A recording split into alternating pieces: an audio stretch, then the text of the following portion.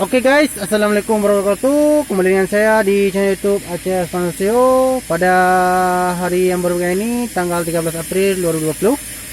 Saya bersama rekan saya, Bang Aulia, sedang menelusuri makam Sultan Aceh, yaitu Sultan Alaiddin Mahmud Shah.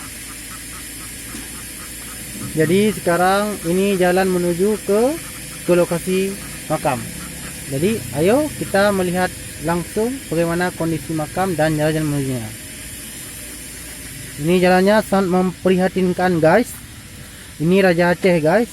Beliau berkuasa dari 1870 sampai 1874 guys. Karena beliau berkuasa selama 4 tahun dikarenakan beliau meninggal dikarenakan kena wabah kolera guys.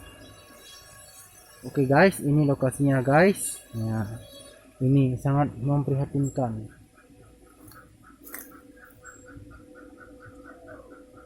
Bisa guys lihat bagaimana kondisi dan lokasinya. Ini berdekatan dengan panglung kayu guys.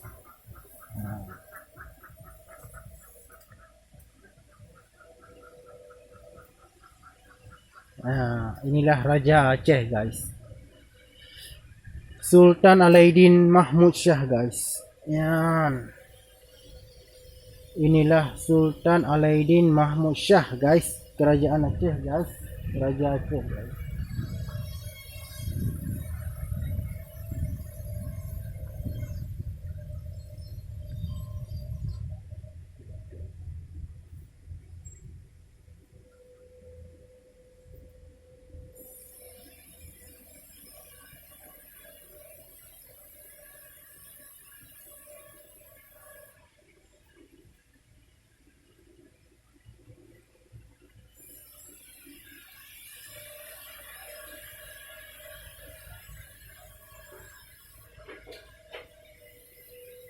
Jadi guys, beliau meninggal diakibatkan wabah kolera pada agresi kedua yang Belanda bawa dari Eropa, yaitu 1874 guys. Pertama sekali agresi pertama 1873, 26 Maret 1873 pertama sekali Belanda menyatakan perang dan menyerang Aceh.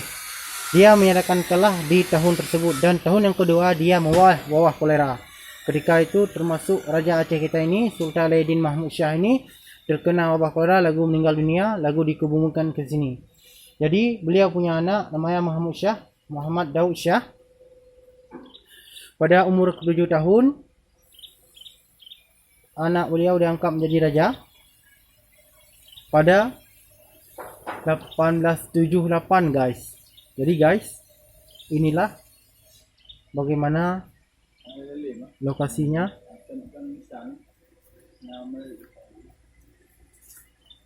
Langsung di lokasi Gampung Cot Bada. Sebenarnya Gampung Tumbo guys, cuman Cot Badanya dusun guys. Tumbo ini berlokasi di Aceh Besar atau di Samahani guys. Nah guys,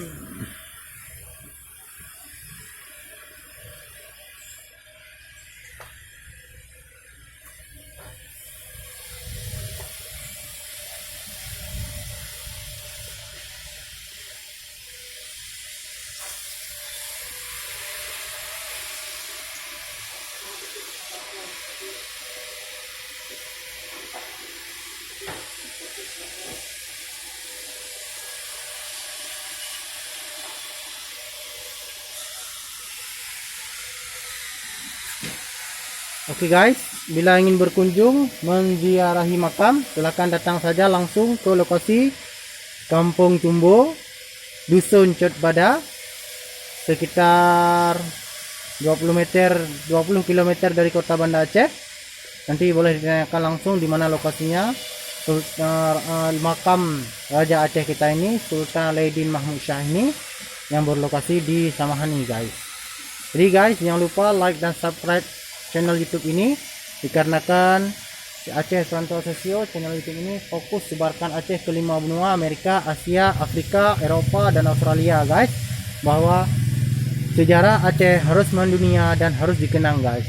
Oke, sekian dari saya. Assalamualaikum warahmatullahi wabarakatuh.